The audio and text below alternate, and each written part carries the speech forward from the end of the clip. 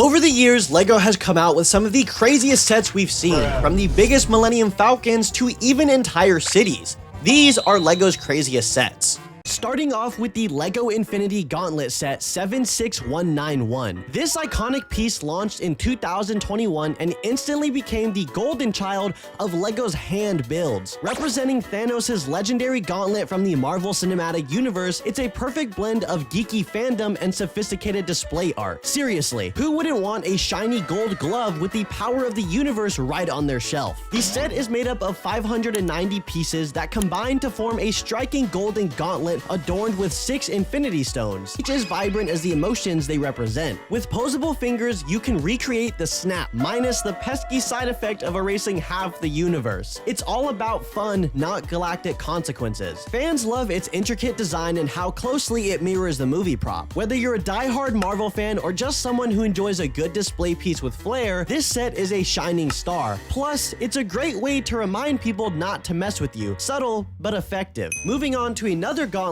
the LEGO Nano Gauntlet from set 76223. Released in 2022, takes its cues from Iron Man's heroic moment in Avengers Endgame. It's essentially the Infinity Gauntlet's sibling sharing the same flair for cosmic bling, but with a fresh coat of Iron Man-inspired red and silver. With 675 pieces, it's a touch more complex than its predecessor and comes decked out with the 6 Infinity Stones, ready for any endgame or shelf display. However, not everyone was snapping their fingers in delight. Fans were quick to point out that the Nano Gauntlet, despite its slight redesign and new colors, carried the same $70 price tag as the Infinity Gauntlet. For many, it felt like paying premium prices for what was essentially a glorified paint job. Still, if you're a die-hard Tony Stark fan, this gauntlet makes a fitting tribute to his ultimate sacrifice. And let's face it, red and silver do look pretty sleek on a shelf. Next up is, yep, you guessed it, another gauntlet. The LEGO Wolverine's adamantium claws from set 76250, released in 2023, veers away from the typical gauntlet vibe and hones in on Wolverine's signature claws. It's a fresh concept in theory, but retains much of the same structure as the hand-themed predecessors. Built from 596 pieces, the claws sport a neutral gray color scheme to reflect their metallic adamantium finish. Instead of a full glove or gauntlet, you get a sleek design showcasing 3 oversized claws ready for slicing, or at least posing. While the idea of Wolverine's claws intrigued fans, the execution sparked mixed reviews. Without the vibrant colors or eye-catching gems that define the gauntlets, this set feels a bit muted as a display piece. Some collectors found it repetitive, calling it Infinity Gauntlet but make it gray. That said, it's still a must-have for Marvel enthusiasts who can't resist a slice of X-Men history. Maybe keep your expectations at claw level. Now, why repetition? For one, the Infinity Gauntlet was a hit, so LEGO likely thought if it ain't broke, just change the color. Reusing molds and instructions also cuts production costs, letting them churn out variations efficiently. Plus, these are aimed at collectors who might want their shelves to look like a Marvel prop museum. It's a smart business move, even if it risks some fans' fatigue. If you're into Marvel or just love hands, we don't judge. These sets are hard to resist. Now, we're not done with Marvel just yet, so let's talk about a LEGO piece with some serious range. Thor's hammer Mjolnir, or as LEGO likes to play it cool, the sledgehammer. First introduced in 2012 with Marvel Thor sets, this mighty piece has managed to sneak into all kinds of non-Thor adventures. Apparently, it's not just a weapon for smiting gods, but also great for castle building and interior design. You'll find this hammer popping up in Monster Fighter sets as part of zombie and vampire castles, in Assembly Square doing double duty as stonework, and even lending itself to quirky appearances in Ninjago, Steamboat Willie, and DC sets like Harley Quinn's dorm. It's also hidden inside the UCS Star Destroyer and hanging out as an exterior decor in the A-frame cabin. Who knew Mjolnir had a flair for architecture? And fun fact, the versatile little hammer has appeared in 45 sets, with nearly half of those having nothing to do with Thor or Marvel. Turns out, even LEGO knows Mjolnir is too cool to be tied down to one universe. Thor might not approve, but your LEGO collection definitely will. When it comes to LEGO superheroes, Batman doesn't just lead the pack, he owns the pack. With appearances in a whopping 376 sets and boasting 92 unique minifigure designs, the Dark Knight has cemented himself as LEGO's undisputed champion of Caped Crusaders. From the LEGO Batman movie to DC superhero sets and even themed keychains, Batman is literally everywhere. At this point, he's probably hanging out in your sock drawer too. For context, Spider-Man, the runner-up, shows up only half as much, and Superman, the poor guy, is trailing behind at just 1/8 of Batman's numbers. Clearly, Gotham's protector knows how to work the licensing game. A big boost came from the LEGO Batman movie, which didn't just add to his fame, but practically bat-cemented his position as LEGO's most licensed superhero. And let's be real, who doesn't want a tiny, brooding Batman minifig glaring at them from their desk? The Bat's LEGO dominance proves once and for all he doesn't need superpowers, just excellent branding,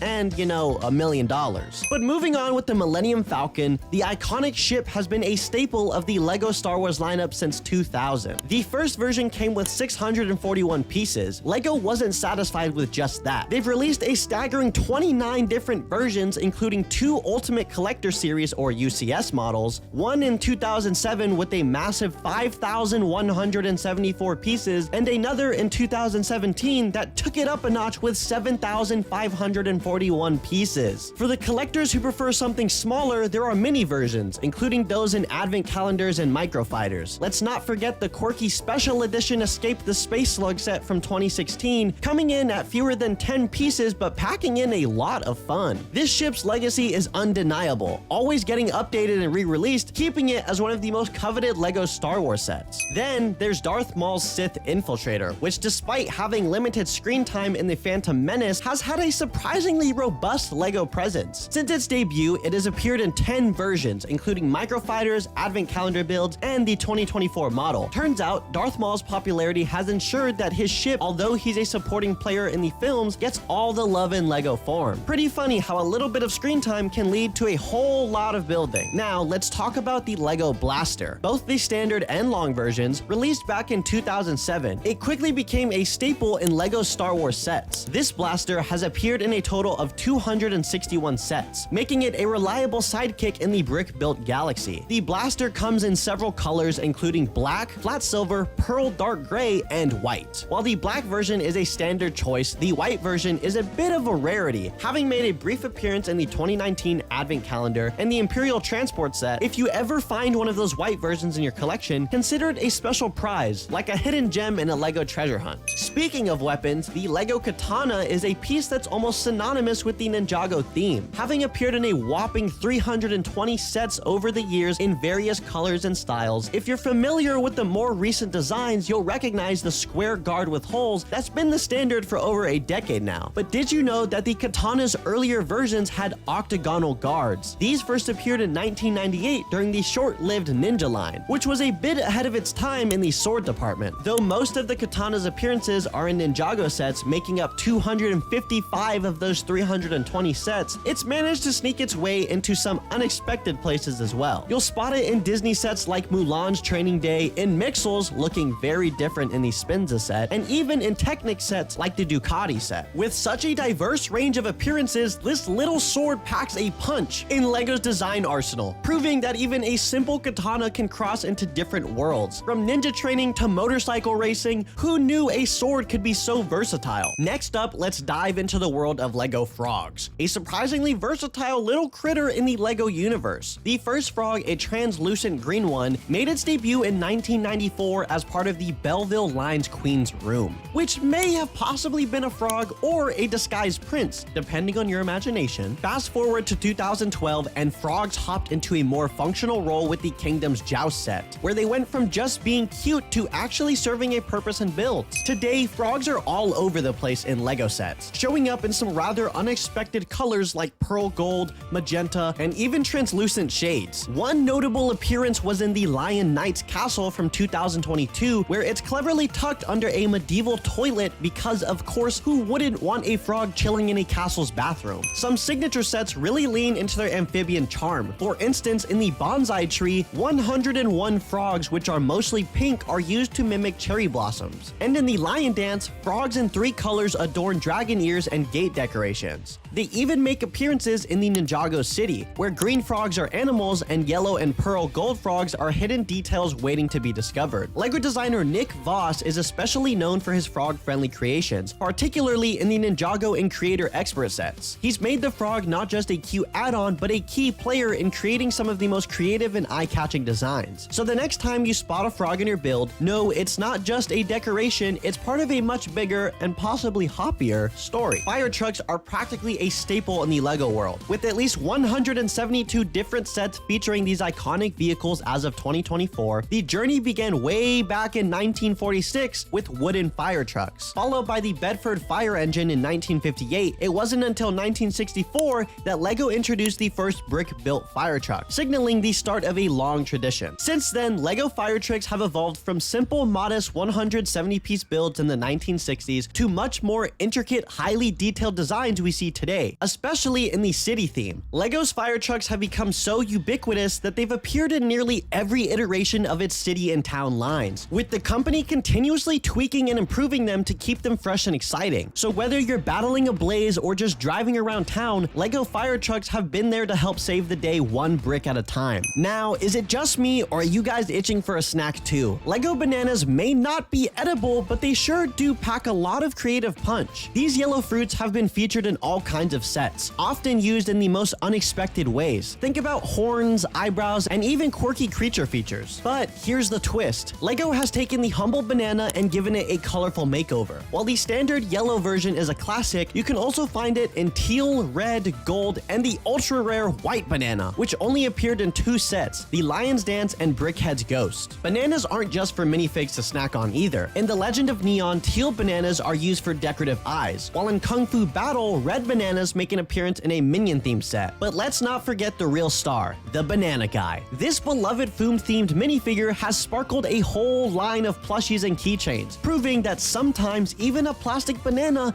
can be the breakout star of a collection. The LEGO carrot piece might not be the first thing you think of when you're looking for iconic bricks, but it's been surprisingly versatile since its debut in 1999. Available in 7 colors across 252 sets, this little orange gem has taken on some unexpected roles. Take Poe's X-Wing, for example. Who knew 4 orange carrots could serve as thrusters on a starfighter? Or in the Banshee fight set where they glow in the dark as eerie plants. Not to mention the quirky weapons and tools it doubles as in Minecraft's Arena, where pearl gold carrots are used as weapons, and Ambush in Cairo, where brown carrots are wielded as clubs. And just when you thought you knew all there was to know about LEGO carrots, the collectible minifigures series brings them back for more fun roles. The carrot has become almost a mascot of sorts, showing up in Series 22's Horse Girl, Series 23's Snowman, and even in Series 24 as the carrot mascot. It turns out the humble carrot isn't just for rabbits, it's the unsung hero of LEGO sets everywhere. Now, LEGO sausages, yes, sausages, are surprisingly one of the most versatile pieces in the LEGO world. While they might seem like a simple, quirky addition to your brick collection, these little guys have played a variety of roles and builds. For one, they make excellent wildflower stems, adding a bit of nature to your creations. They can also serve as expressive eyebrows on animal faces or even characters, giving them a little extra personality. When it comes to structural support, sausages have been used in iconic builds like the Eiffel Tower. Talk about a hot dog with some serious architectural chops. And let's not forget the novelty used in the T-Rex breakout set, where they're used as hot dog bait to lure dinosaurs. No kidding. As for colors, sausages come in everything from the classic red to more exotic shades like metallic silver and dark green, adding an interesting pop to any set. And of course, who could forget their debut in LEGO Series 13 collectible minifigures, where a sausage costume was the highlight of the set, forever cementing the humble sausage as an iconic part of the LEGO culture. So next time you see one, just remember, it's not just a sausage, it's a multi-purpose LEGO masterpiece. Next up is the LEGO Cherry piece, which was first introduced in 1998. It has made its way into 229 sets over the years and is easily recognized in 4 vibrant colors: red, lime, magenta, and dark pink. It made its debut in the Scala line, remember that? Before showing up in Belleville Fairy Tale sets, which gave it that first dash of magical charm. The Cherry True Star moment came in 2004 with Harry Potter's Shrieking Shack set, where it added a sweet touch to the scene. Beyond its early appearances, this little cherry also made a cameo as Gary the Snail's eyes in SpongeBob SquarePants Adventures in Bikini Bottom, which is as quirky as it sounds. Fast forward to today, and it's a favorite in Friends and Animal Crossing sets, often used as a decorative flourish. And here's a fun tidbit. Its rise to prominence kind of aligns with the launch of Friends in 2014, which makes you wonder if those cherries are secretly a symbol of LEGO's sweet spot for popular sets. The LEGO pizza elements have been a delightful slice of LEGO history since their debut in 1994 with the Pizza To Go set. Over the years, they've appeared in over 10 pizza-themed sets, like the Pizza Planet Truck Rescue from Toy Story, Bricktober Pizza Place in 2002, and the exclusive Antonio's Pizzarama set released at New York Comic Con in 2012. well. It's safe to say LEGO knows how to serve up a tasty build. The pizza-themed world includes around 75 unique pizza-related pieces, such as 2x2 pizza box tiles, round pizza tiles, and pizza slices perfect for minifigures. And let's not forget the pizza-loving minifigures like the iconic pizza costume guy from Series 19, who really takes the idea of slice of life to a whole new level. And if you're craving a rare slice, the Comic-Con exclusive pizza slice set is one for collectors. And if you're craving a rare slice, the Comic-Con exclusive pizza slice set is one for collectors, valued at around $2,500. Now that's what I call cheesy, in the best possible way, of course. The LEGO coffee mug is truly a piece of LEGO history. Since its debut in 1979, it's appeared in a whopping 841 sets spanning 11 colors. It first made its appearance in the bathroom and snack bar sets from the town line, marking the start of a long and caffeinated journey. The coffee mug became especially common after LEGO Cities' 2006 reboot, making regular appearances in sets. These mugs aren't just found in everyday builds either. They've popped up in everything from Friends sets to iconic Batman themes like the Batcave. It seems LEGO really knows how to make sure no one has to suffer through a build without their caffeine fix. And here's a fun fact. Denmark, the birthplace of LEGO, happens to be the world's 4th largest coffee consumer, so it makes sense that a coffee mug would become one of LEGO's most iconic pieces. After all, a good build is always better with a good cup of coffee. The LEGO candle piece Part 37762 has really lit up the scene since its debut in 2018. It first appeared in 3 Harry Potter sets: Aragog's Lair, Hogwarts Great Hall, and Hogwarts Whomping Willow. But its popularity quickly grew from there. By 2024, it had appeared in a staggering 48 sets, with the number climbing year after year. In 2023 alone, it showed up in 83 sets, lighting up everything from Hogwarts to the Dubai skyline. Its uses are creatively diverse. It's not just for candles anymore. In Aurora's Forest Cottage, it functions as a wheel handle. In the Fender Stratocaster set, it's cleverly used to represent internal amp components. And in some plant-themed sets,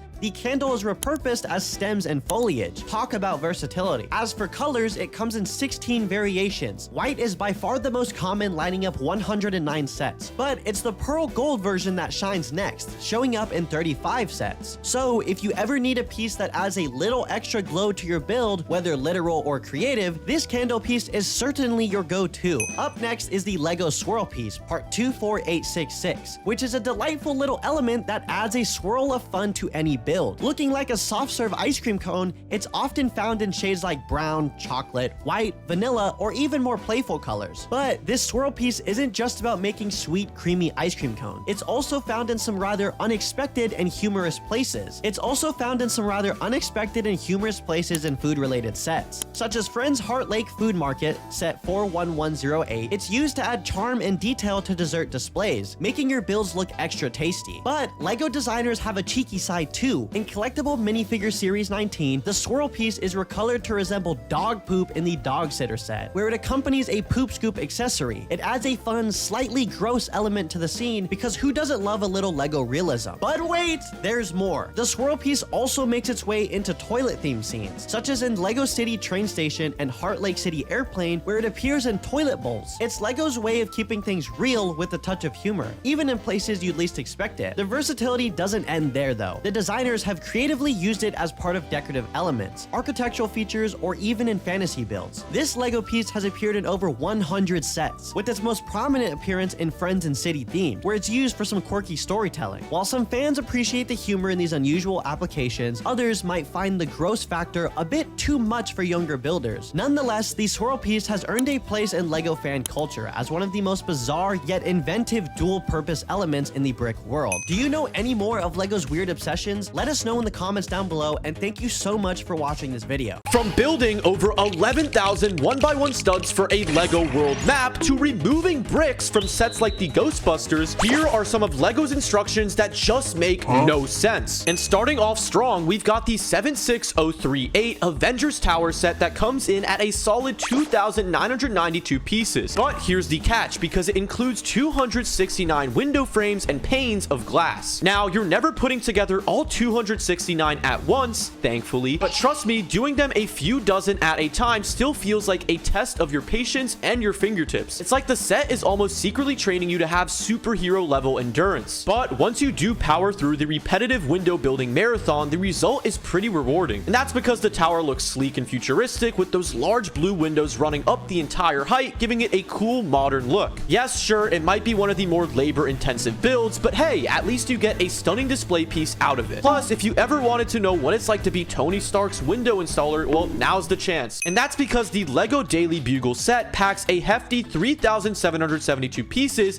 and stands as one of LEGO's tallest Marvel sets. And as you dive into the build, you'll encounter step 40, which involves assembling 40 window pieces into 4 groups of 10. This isn't a one-time deal though, because you're going to be repeating this process 22 times throughout the entire build, totaling 347 window pieces. It's a bit like setting up a never-ending office party. Lots of windows, lots of repetition, and you're just going to get bored eventually. Now look, while the repetitive window building can get a bit tiresome, the finished product is pretty spectacular. The Daily Bugle, of course, features multiple floors and a whole roster of minifigures, making it a standout in any Marvel collection. Sticking to Marvel though, the LEGO Avengers Helicarrier set is also a massive, impressive model that brings the iconic flying command center from Marvel to life. As you work through this set, you might encounter a particular moment that sets it apart from most builds, a step where you're actually instructed to remove LEGO bricks. That's right, because while most sets are all about adding pieces to build up the model, the Helicarrier has a rare twist where you need to actually take some bricks off. It's like LEGO threw in a plot twist, making builders do a bit of a teardown before actually finishing it up. This step can be a surprising change of pace to someone, especially if you're just used to stacking bricks together. So when you do hit that removal step, just remember it's all part of the grand design and probably a clever way to get everything just right before you add the finishing touches. All right, now finally moving on with all of that Marvel talk, let's now get right into Star Wars, shall we? Because the Jedi Training Diorama set clocks in with over 1,000 pieces. But brace yourself for steps 42 and 43, because in step 42, you'll be adding 39 tiny 1x1 translucent green plates to set up the swamp base. And just when you think you're done, step 43 comes in and hits you with 177 more to create that bubbling swamp effect. It's like the set's way of testing your patience and precision, and maybe channel some Jedi calm for this part, because it can feel like searching for Yoda himself in all these little pieces. Now look, despite the repetitive tile laying, the final result is pretty awesome. The diorama does nail the swampy, mysterious vibe of Yoda's home on Dagobah, and it looks pretty good on display. Sure, those 1x1 tiles might have you questioning your life decisions at some point, but once it's finished, you'll feel like you've truly completed your Jedi training. Because now, this next Star Wars set does give you a little more room to relax. The LEGO Star Wars Imperial Landing Craft from 2007 is a cool set featuring an iconic Empire landing craft. And as you work through the build, you'll come across step 27, which is notably the simplest LEGO step ever. Why? Because the instruction is to open a parts box that is completely empty. No bricks to place, no pieces to store. It's like LEGO decided to throw in a little breather right in the middle of your build for whatever reason. Typically, these super easy steps pop up towards the end of the instruction booklets, but this one's a bit of an oddball, making an appearance in the middle of the process. It's almost like LEGO wanted to give you a moment to catch your breath and enjoy a brief pause before diving back right into the construction. Now, the Lord of the Rings Rivendell set is a massive 6,167 piece build that's every bit of epic as the journey to Mordor,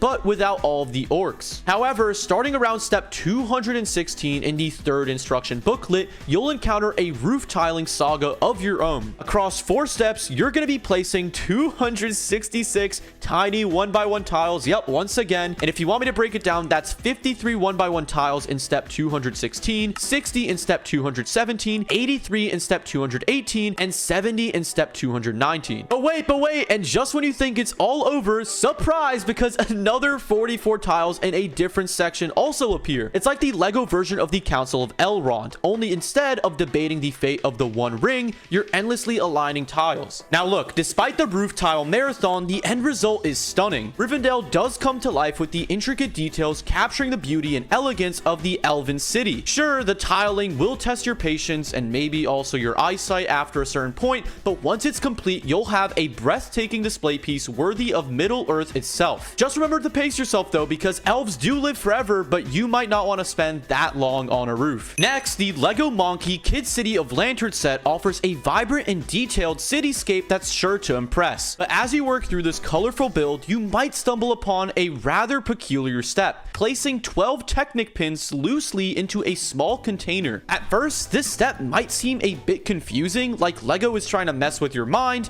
but there's actually a method to the madness. This seemingly odd instruction is a clever storage trick. By keeping the Technic pins together in a container, you'll have them organized and ready to go for when you need to connect modular components later on. It's a bit like LEGO's way of saying, trust us, this will make your life a lot easier. So, while it might seem like a pretty unusual step, it's all a part of making the building process smoother and more enjoyable. The LEGO Stranger Things set is a fantastic tribute to the hit TV series, packed with iconic elements that fans will love. And look, as you dive into this set, you might encounter a quirky step around step 25. Here, you're directed to stack 3 1x4 plates to match the height of a single 1x4 brick. It sounds a bit unconventional, but again, there's a method to this unique approach. The designer of this set chose this route specifically to sidestep potential mix-ups, partially since the set includes 1x4 bricks with side studs as well. By using plates to achieve the required height, LEGO helps prevent confusion about which piece to use and simplifies the building process. It's a clever trick to keep things straightforward and avoid any unnecessary errors. So, as you stack those plates, just know that it's all a part of making your Stranger Things build as smooth as possible. Nothing else. No need to worry about a parallel dimension of confusing instructions. Haha, funny joke, let's move on. The LEGO Ghostbusters Ecto 1 set is a fantastic tribute to the classic movie, packed with iconic elements and characters that fans will recognize and love. As you build this set, you'll encounter a clever and somewhat unusual step involving cylindrical yellow bricks. These bricks are used temporarily though for support during the assembly process. But here's where things actually get interesting. Once you've got the core structure in place, the instructions will then guide you to remove these yellow bricks because again, they're temporary. It's a bit like taking down the scaffolding from a newly built skyscraper. Suddenly, the model stands on its own, looking sleek and polished without those temporary supports. So look, while it might feel a bit odd to add and then remove bricks later on, it's a part of making sure your Ghostbusters set is sturdy and well constructed. And once those yellow bricks are out of the picture, you're left with a brilliant representation of the Ghostbusters iconic gear, ready to fend off any supernatural shenanigans. Overall though, it's a pretty cool concept of using bricks to support the build along the way. Another example of this actually is in the LEGO Emerald Knight set from 2009. This is a detailed train model that stands out for its intricate design and beautiful locomotive. And as you build this train, you'll notice an unusual but practical step involving temporary supports. Early on in the construction, you'll set up 8 support pieces to help stabilize the build, kind of similar to the Ghostbusters set we were just discussing. It might seem like LEGO is just giving you extra pieces to work with, but there's a method to this temporary madness. And that's because when you do reach step 46, these support pieces are once again removed, dismantled, and set aside. Once the structure is solid, the supports come down. This clever approach once again ensures that your Emerald Knight is sturdy during the build and looks sleek and polished when you're all done. So while you might be puzzled by the temporary use of these bricks, it's all a part of the process once again to get your train just right. And once those supports are out of the way, you're left with a stunning model that's ready to chug along your LEGO track in style.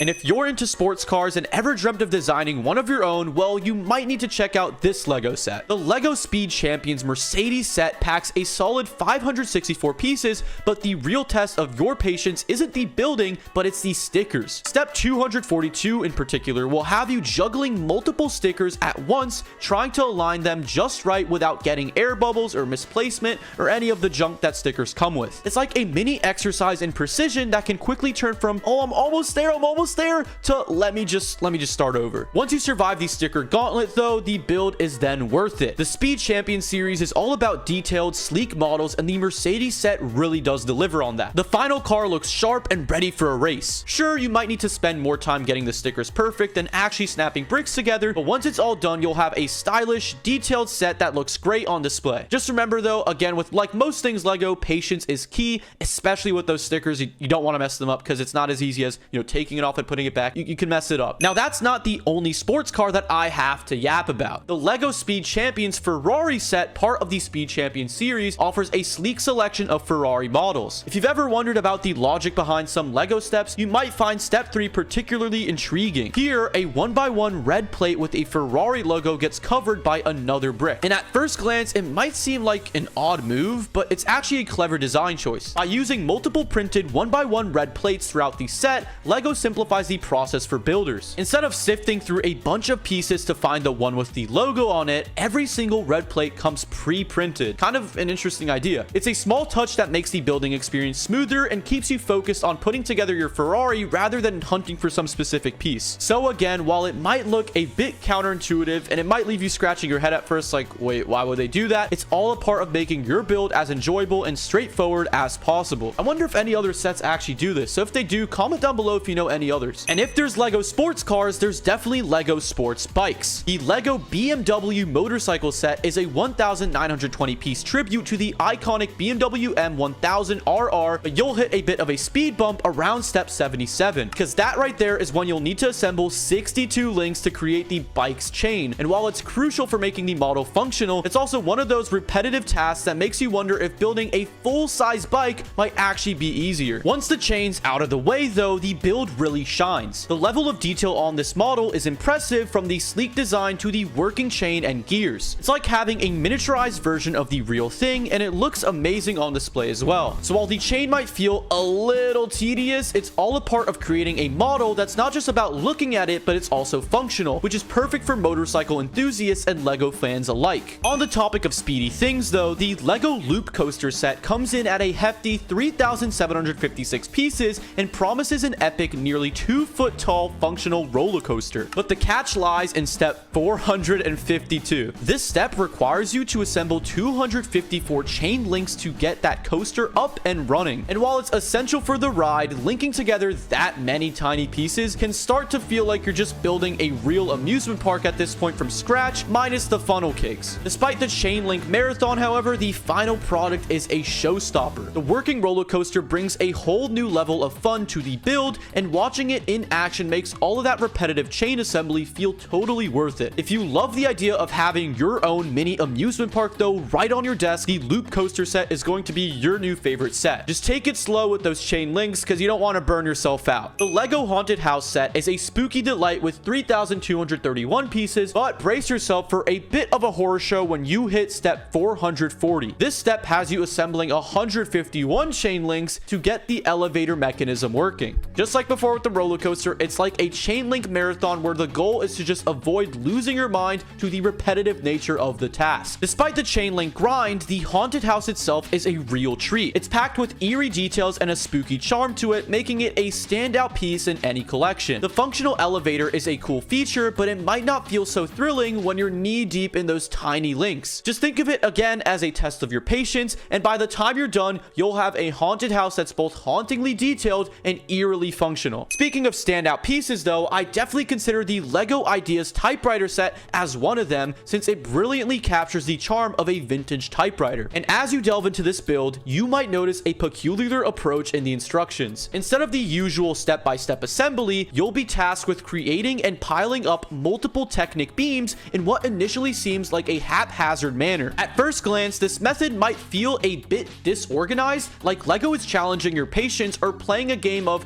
let's see how they can handle this one. However, builders are instructed to construct several half-completed Technic components and then stack them together, which deviates from the more linear build process that you're already used to. However, this unconventional approach is actually designed to streamline the assembly of the typewriter's intricate mechanics, making the final build both functional and also satisfying. So while the piling of Technic beams might seem a bit odd, it's all a part of the master plan to create a typewriter that not only looks fantastic, but also actually functions with a delightful retro touch. Embrace the quirks and you'll find that this unique building process adds to the overall charm of the set. And another beautiful set that makes a perfect decoration is the LEGO Ship in a Bottle set, and I feel like everyone's seen this one. This set includes 962 pieces, and while the final product is visually stunning, getting there involves a bit of a grind. At one stage in the build, you'll need to place 284 tiny blue studs inside of the bottle to create the effect of water. It sounds like an oddly specific number, but LEGO molds one by one round studs in batches of exactly 284, which is why you'll find yourself meticulously placing them one by one. The good news is that despite the repetitive stud placing, the end result is absolutely breathtaking. The ship inside the bottle looks incredibly detailed and elegant, making all those tiny blue pieces worth it. So while your fingertips might get a bit tired from the repetitive task, you'll end up with a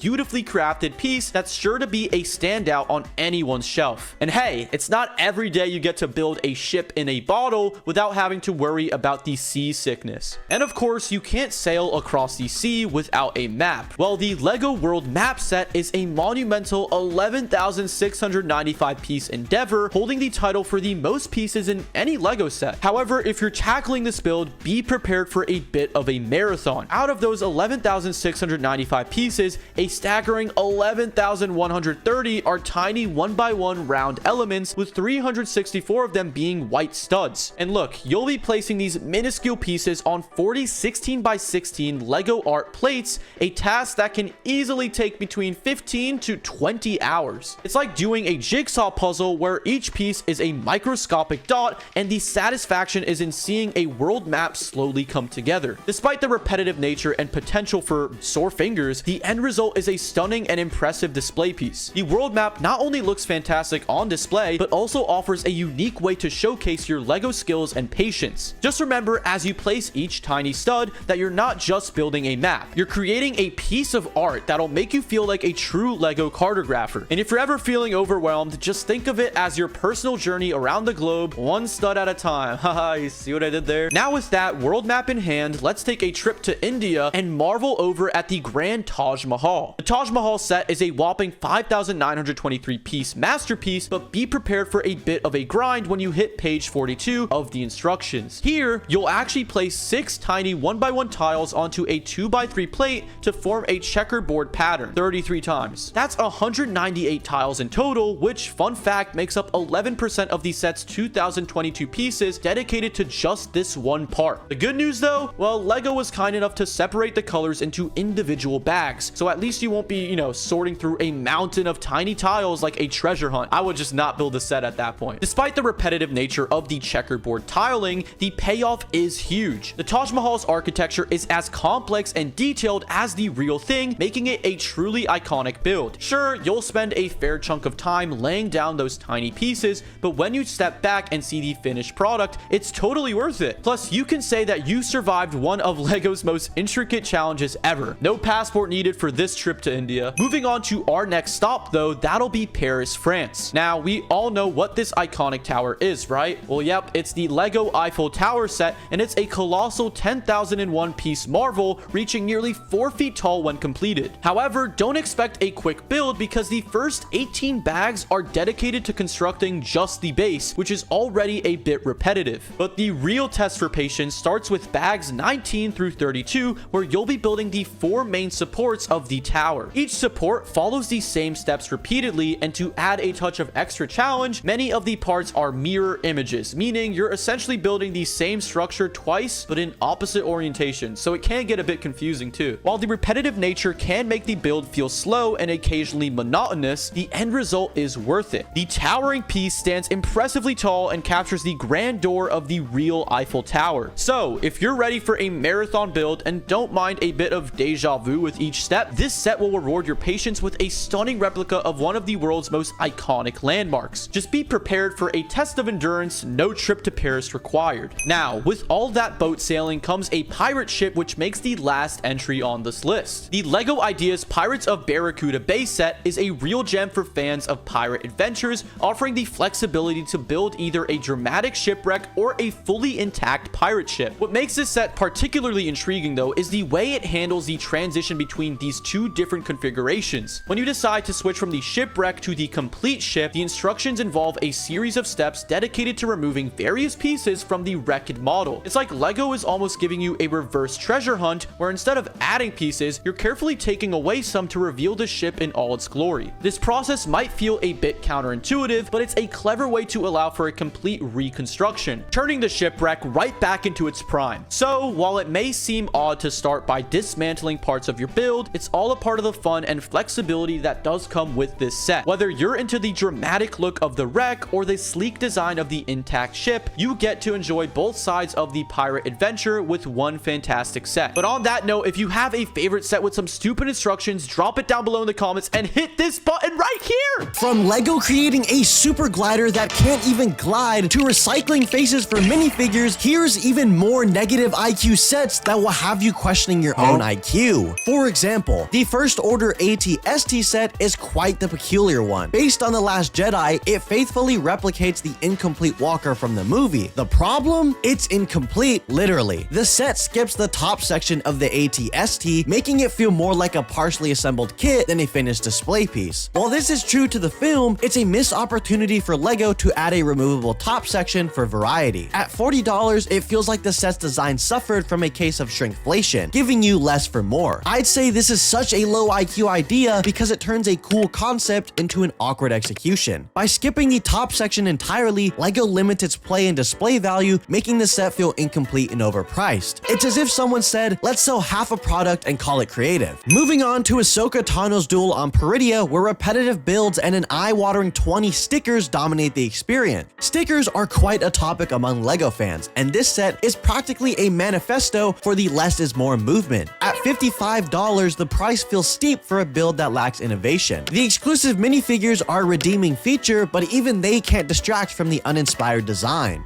Then there's the Chewbacca set, a large-scale attempt to bring the galaxy's favorite Wookiee to life in brick form. The execution is debatable to say the least. Representing fur with LEGO bricks is no small feat, and here it results in a model that's more fuzzy nightmare than faithful reproduction. At $200, this is a high-risk, high-reward gamble. This is a crazy low IQ idea because trying to replicate Chewbacca's fur with rigid LEGO bricks was doomed from the start. Instead of capturing the beloved Wookiee's charm, the set delivers an uncanny and awkward model that leaves fans wondering why $200 was spent on a blocky Bigfoot. The Obi-Wan Kenobi vs. Darth Vader set, based on the Kenobi series, includes 4 iconic minifigures: Obi-Wan, Darth Vader, Tala Durith, and Ned B. But the build itself, flat, gray, and barren. It's like someone carved out a chunk of cement and slapped some characters on it. Originally priced at $50, but now available for $30, it seems even LEGO realized this set was as exciting as a sand dune on Tatooine. While it serves as a small nod to the series, it feels more like a piece of a larger custom creation than a standalone set itself. Then there's the ultimate lightsaber duel from 2005. This set holds the dubious honor of being one of the lowest rated LEGO Star Wars sets ever, with a 2.8 star rating from 20 reviews. It features Anakin and Obi-Wan battling it out on a chunk of Mustafar, but not very convincingly. The lava background looks fine in photos, but remove the box and it's just a generic pile of parts. Adding to the frustration are the figures, which are mounted on sticks designed to flip for dueling action.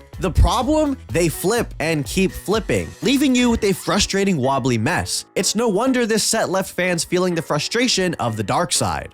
The Technic C-3PO set might be one of the strangest attempts at recreating the galaxy's most beloved protocol droid. From the get-go, it seems LEGO made some odd choices. First off, C-3PO's iconic gold plating is swapped for a mostly black design, giving him a shadowy disaster aesthetic rather than the regal sheen we all know and love. But it doesn't stop there. The build is shaky, with rigid, unbending knees that make any kind of posability a pipe dream. To top it off, the limbs tend to fall off at the slightest touch, and getting them back on is apparently harder than escaping a trash compactor on the Death Star. The set's one redeeming feature, a self-destruct button, sounds fun in theory, but struggles to work properly. Overall, this Technic take on C-3PO feels more like a droid in distress than a star-worthy display, leaving it low on playability and even lower in the fan ratings. Not really the smartest LEGO creation in history. Then we have General Grievous's Combat Speeder from the 2018 release lineup. According to Brickset, this set is infamous as the lowest rated LEGO Star Wars set ever, a title that's both impressive and tragic given the vast lineup. Inspired by the Clone Wars episode A Necessary Bond,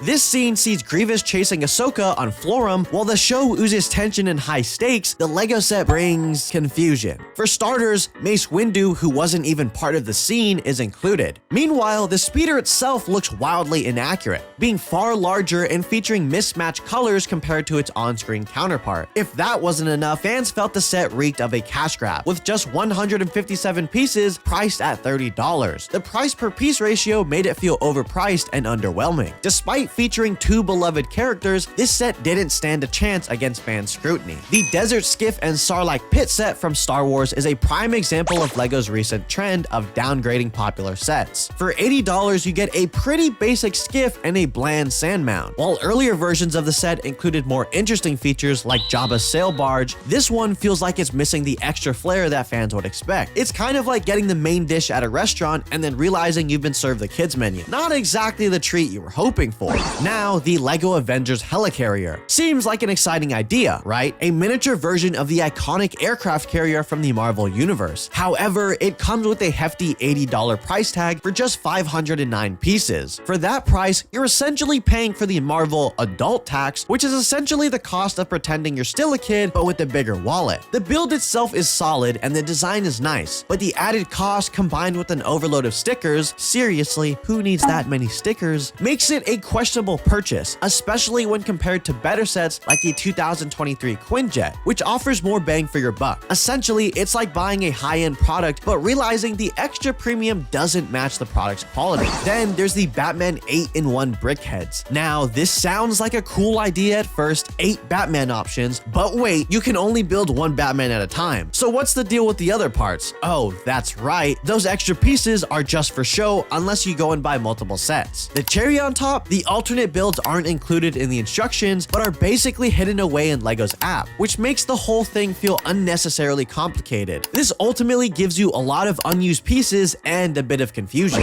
Next, the Batman Killer Croc Sewer Smash set sounds promising. The Batman Killer Croc Sewer Smash set sounds promising. Batman vs. Killer Croc, a couple of flashy vehicles, and the promise of high-octane action. But the execution falls short. The vehicles, which should be exciting, are overly simplistic and hollow, leaving you with big empty spaces that should have been filled with more intricate details. The repetitive tasks like attaching Technic treads and teeth make the build feel more like an assembly line project than a creative endeavor. What could have been a dynamic build ends up feeling like a slog, uninspired, repetitive, and lacking the fun that a Batman set should bring. Now, the Iron Man vs. the Mandarin Ultimate Showdown might be one of the strangest LEGO battles ever imagined. It's based on a non-movie accurate version of the showdown with a flamethrower tank that's about as relevant to Iron Man 3 as a toaster is to an underwater mission. The set has some bright colors, but the design feels clunky and disconnected, especially with its awkward Technic flamethrower arm. It's affordable, but the strange concept and poor execution makes it feel more like a LEGO original idea gone wrong than a classic showdown fans wanted to see. Not only that, but the Ultimate Spider-Man Spider-Trike vs. Electro set might just be one of the oddest LEGO sets out there. The Spider-Trike itself is something I can't quite wrap my head around. It looks more like a farm tractor than a superhero vehicle. The sticks jutting out from the back seem incomplete, and the whole thing just looks awkward, like Spider-Man is about to take a leisurely ride through a muddy field instead of fighting crime. To make things worse, the trike is flimsy, and Spider-Man has a habit of falling out because there's no plate to keep him in place. On the other hand, Electro's minifigure is pretty cool, with his translucent arms and his funky lightning board, but it can't make up for the trike's embarrassing design. Honestly, this set seems to be a bad idea from the start, with a dorky vehicle and a minifigure that's a little too cool for the rest of it. Now we have Eternal's Aerial Assault, which despite its ambitious Marvel tie-in, fell flat with fans. The minifigures were a major letdown, recycling faces from other characters. Icarus has Hawkeye's face, Sprite has Hermione's, and Captain America's hair? Yikes. Which made the set feel lazy and uninspired. To make matters worse, the deviant villain was criticized for being both poorly designed and dull in color. Sure, the set looks good on the box, but it doesn't live up to expectations when you actually start building, and the build itself, tedious. This is definitely one of the lowest rated Marvel sets out there. Then we have the Hogwarts Castle Boathouse set, which is a bit of a mixed bag. At $38, it's positioned as the entry-level version of the third iteration of Hogwarts Castle, which sounds fine until you realize that LEGO seems to constantly reset the Harry Potter series. This makes collecting these castle sets feel a bit like getting caught in a never-ending cycle, one where you're always buying new versions that aren't compatible with previous ones. For us, it's a pretty low IQ idea because it turns collecting into a frustrating and expensive loop. But for LEGO, it seems pretty smart by making new sets that don't fit with older ones, so it forces fans to keep buying. Instead of feeling the magical fantasy with Harry Potter, it just feels like a cash grab. Next, there's Hedwig at 4 Privet Drive, a small and decent build for $20. The problem is, it doesn't really bring anything new to the table. Between the brick-built Hedwig and the Brickheads versions, this one feels redundant. Like LEGO thought, why not squeeze in another Hedwig set just for the fun of it? The build is quick and simple, but honestly, that's all it is. Simple. There's not much creativity involved, and the small size limits how much fun you can actually have with it. It's just so low IQ because it adds nothing new or exciting. With so many Hedwig sets already, this one feels pointless. Like LEGO just made it to fill a gap, not because anyone needed it or wanted it. It's just small, simple, and forgettable. No offense, Hedwig. The Flying Ford Anglia is another in a long line of of nearly identical versions of the iconic vehicle from Harry Potter. While it's fairly affordable at $15, it feels kind of unnecessary at this point. There's very little new or exciting here, and LEGO could have used the opportunity to try something more innovative, like scaling it up into a display piece. Instead, it's just another small minifig scale replica that doesn't offer anything fresh.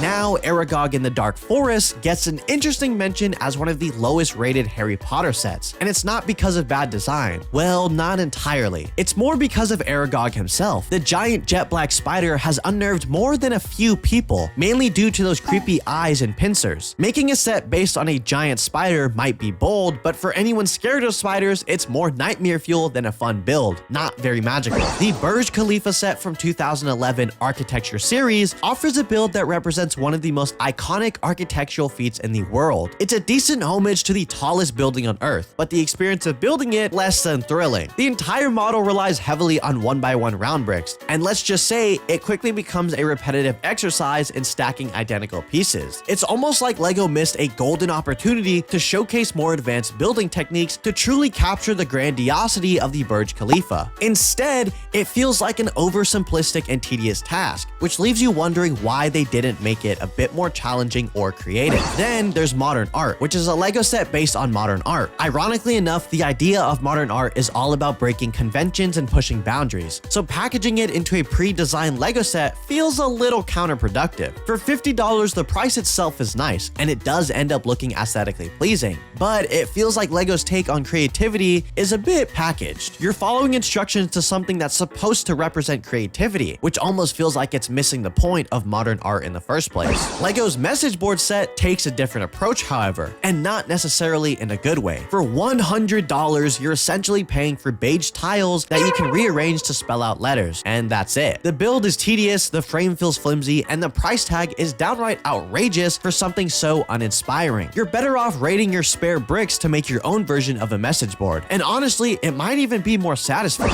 Moving on to the Shadow the Hedgehog bust. It's hard to ignore how unsettling this set is. For $70, you're essentially getting a disembodied head of Shadow, but the build lacks smoothness, and from many angles, it just looks awkward. LEGO busts tend to have a certain polish, but this one is an exception. If you're not already a hardcore fan of Shadow the Hedgehog, you might find yourself asking, who's actually paying this much for a video game character's head on a stick? The answer apparently is a select group of very dedicated fans. Then there's Travel Moments, a set inspired by LEGO Masters that features a plane with detailed vignettes. Sounds cool, right? Except the final product turns out to be a flat earth model with some photo stands. For $60, you might expect a bit more creativity, but this set just falls flat, literally and figuratively. You can't even use all the features at once, making it feel incomplete and frankly, a little tacky. It's the kind of set that makes you think, what happened to the excitement? What happened to LEGO? What happened? The wooden minifigure is a curious one. Designed as a large LEGO wooden minifigure meant for display, it's a piece that shows aesthetic craftsmanship, but at $120, it feels absurd. It's a static figure with no real functionality, which goes against LEGO's usual charm of engaging in interactive builds. You can't even use it with your regular LEGO bricks, so it feels more like a collector's niche item than something that adds to the fun. The small bag of LEGO bricks that comes with it doesn't add much value either, leaving you to wonder why you'd spend so much on something that doesn't do much.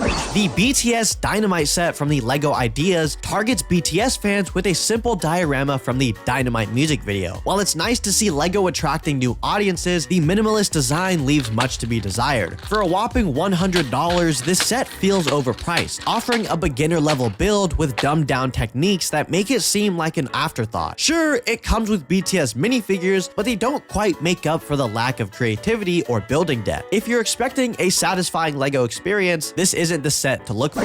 LEGO has ventured into some pretty bizarre territory over the years, and not all of their themes have aged well or found much success. Take Little Robots, for instance. This children's TV series aired in Europe around 2003, and was met with LEGO's attempt to capture the show's magic with a few exclusive Duplo sets. These were only available through LEGO Shop at Home service, making them a regional curiosity that most LEGO fans have never even heard of, like myself. While some unique pieces were included, the real kicker was the robot's eyes. Those things are downright unsettling. It's like they're staring straight into your soul, making them prime candidates for any list of creepy LEGO sets.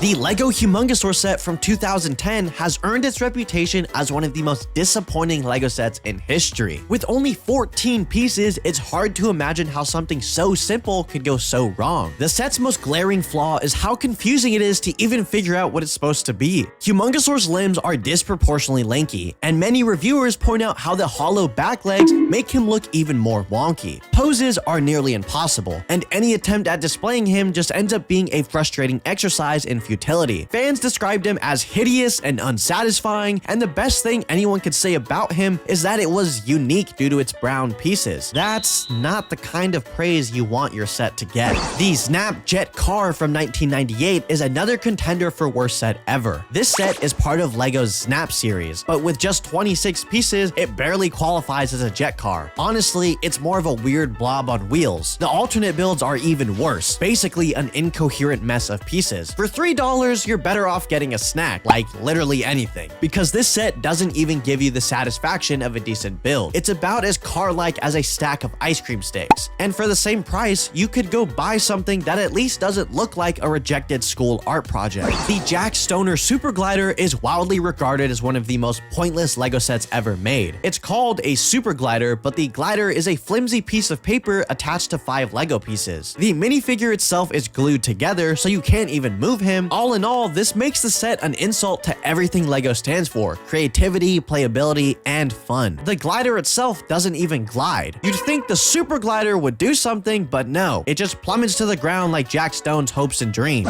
And then there's Galador Nick from 2002, a set that's considered by many to be one of the ugliest and most confusing LEGO sets ever produced. Nick, the figure from the Galador series, has a weird warped appearance that makes it look more like a knockoff toy from a dollar store than a LEGO set. Made up of only 3 pieces, the head, torso, and legs, this set was basically just a random hunk of cheap plastic.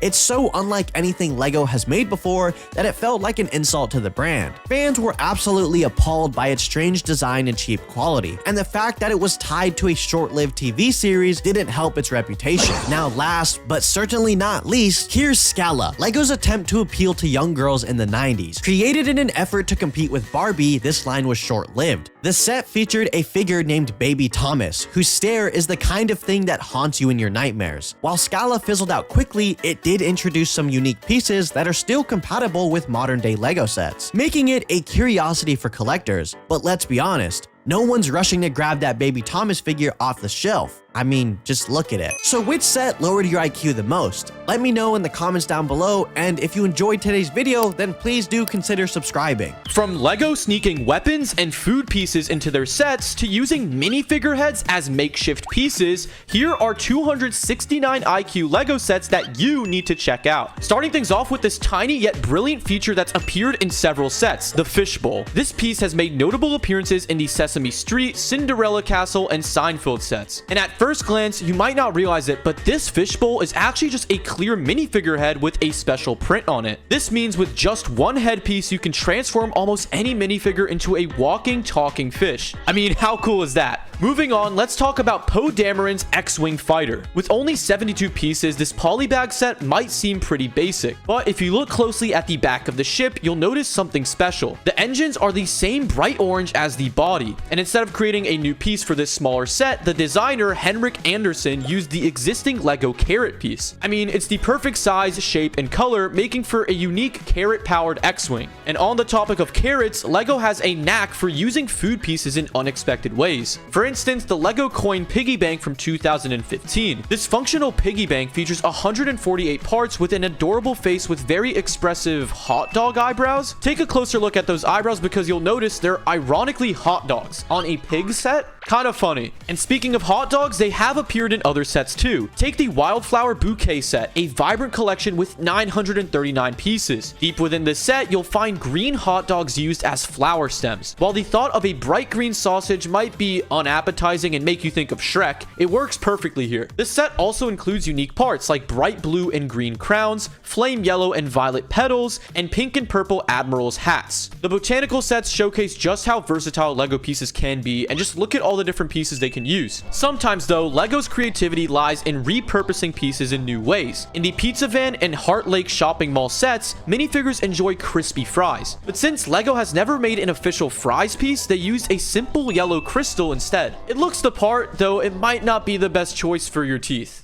That was a bad joke, I know. One of my favorite details, though, is in the 2021 police station set. The stonework along the roof uses wolf head pieces from the LEGO Minecraft sets, turned upside down to create a unique masonry look. The set also features clever piece usage for the bushes out front. By stacking offset dark green pieces or paint splatter pieces, you get incredible potted plants perfect for minifigure scale. LEGO's Winter Village sets are beloved for capturing the holiday spirit with creativity. The 2010 Winter Village Bakery set with 687 pieces includes a bakery, ice skating rink, ticket counter, horse-drawn carriage, and 7 minifigures. The Christmas lights in this set are simple but effective, made with rope, clips, and transparent studs. A similar design appears in the Elf Clubhouse set from 2020, but with holders and globes instead of clips and studs, giving it a slightly different look. Still pretty interesting. And the LEGO Bonsai Tree and Ship in a Bottle sets are fantastic display pieces with a unique building step. At one point, you're asked to use a few hundred pieces to actually build the set, which might seem daunting, but it's actually just dumping a bag of studs in place. Now, these might be some of LEGO's most piece-intensive steps, but they're also among the easiest. I mean, you're quite literally putting your hand in a bag, grabbing all the pieces, and just dumping it in a bottle that you built. The LEGO Globe set is another standout, both functional and technical. Designing a spherical LEGO set is, of course, no easy task, but designer Samuel Johnson managed it by turning the sphere into a series of flat segments to be folded together, like peeling an orange in reverse. So, this build includes an unexpected addition, a set of wheels used as extra weight to keep the globe resting in the perfect display position. Seriously, I don't know how this dude thought to use wheels. Moving on though, we got the 2021 Medieval Blacksmith. This set makes a heavy use of angled tile pieces to create what might be the best looking roof LEGO has ever produced. While this technique isn't as groundbreaking as some of the other ones, the result is still stunning nonetheless. And it's pretty creative too. But next, let's talk about the Garmadon's Dark Fortress from Ninjago, one of my all-time favorite sets. The skeleton-themed spider attached to the fortress isn't just a decoration. Using a simple yet clever technique, pressing a red button on the back launches the spider off the fortress wall, surprising any approaching ninja. The set also includes a coffin that pops open to reveal a skeleton, adding to the spooky play features. Regardless though, that's pretty cool and creative how they just managed to make this giant spider just fly at you. And right here, we've got the 2012 Monster Fighters theme, particularly the Vampire Castle set. This set, with 949 pieces and 7 minifigures, is packed with spooky details you'd expect to find in any creepy old castle. Although the organ upstairs looks really cool, the real highlights here are the intense play features that the set comes with. For instance, the dangerous spikes at the front gate are designed to impale unsuspecting minifigures. The most gruesome feature is the spiked pit at the bottom of one of the towers. Made up of a single 4x4 round brick and 12 white talons, this pit is straight out of a horror movie. And above it is a small stand holding a treasure map, making it a treacherous trap for anyone attempting to steal Lord Vampire's treasure.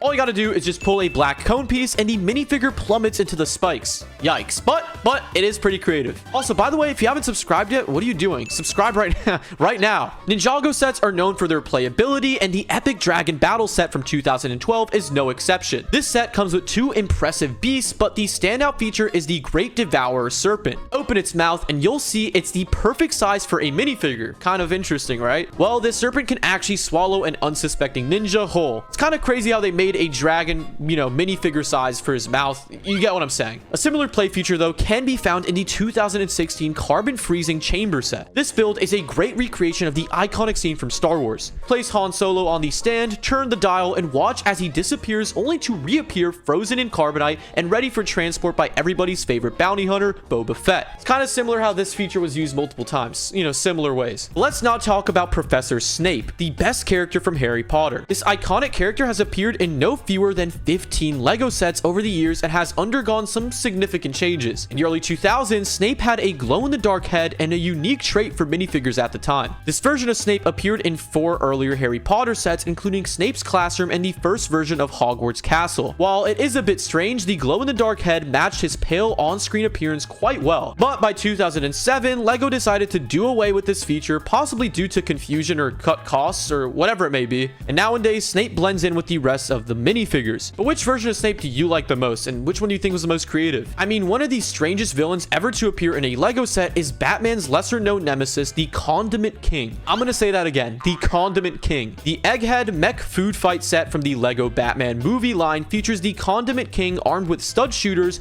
representing ketchup and mustard. Although it is a humorous play feature, I'm not sure how effective mustard would be against Batman. I don't know. A unique play feature though does come from the 2010 dropship set from the Hero Factory line. While the Hero Factory sets aren't as hyped as many others, this set does something really cool. The dropship can attach to and carry the plastic cases the figures come in, allowing for you to drop your heroes into battle whenever you want. It's a very innovative feature that I haven't seen in any other set yet, so if I missed anything, just let me know in the comments. The LEGO movies gave us some incredible sets packed with big brain features, but one that stands out is the Shimmer and Shine Sparkle Spa set. This set might look bland at first, but it is designed entirely around play. On the far left, there is the revolving wall that allows Balthazar to instantly transform into his batsuit. And the weirdest feature though, it's on the far right, a hot tub. Nothing unusual about that, right? Well, there is a clear lever that, when pulled, flushes whoever it is in the hot tub out. Pretty strange, but I guess it's quite amusing. And speaking of flushing, the Ninjago City Market set features a sushi bar with a working toilet. Flush it and anything left inside is dumped right into the river below. Not exactly eco-friendly, I guess you could say, but it is a neat feature and pretty fun to fidget around with. I mean, if you're bored, you just play around with this thing. Kind of fun.